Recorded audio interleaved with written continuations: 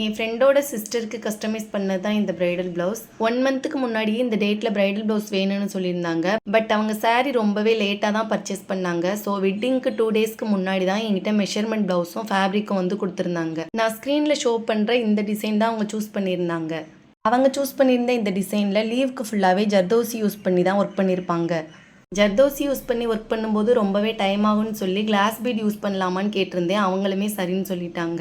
சாரியோட colour sky ப்ளூன்றதுனால லீஃப்க்கு கொடுத்துருக்க thread work ஃபுல்லாகவே sky blue colour thread use பண்ணி தான் லாங் ஃப்ரெஞ்ச் நாட் போட்டிருக்கேன்.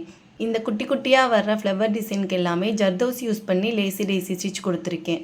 அங்கங்கே இருக்க கேப்பில் ஃபுல்லாக 4mm பீட் அதை சுற்றி சுகர் பீட் கொடுத்துட்டு அகைன் 4mm கொடுத்து ஸ்டிச் பண்ணியிருக்கேன். ஸ்டிச் பண்ணதுக்கு அப்புறமா பேலன்ஸ் இருக்க ஸ்பேஸ் ஃபுல்லாகவே ஃபிட்டிங் ஸ்டோனில் square and round shape stones எடுத்து பேஸ்ட் பண்ணியிருக்கேன்.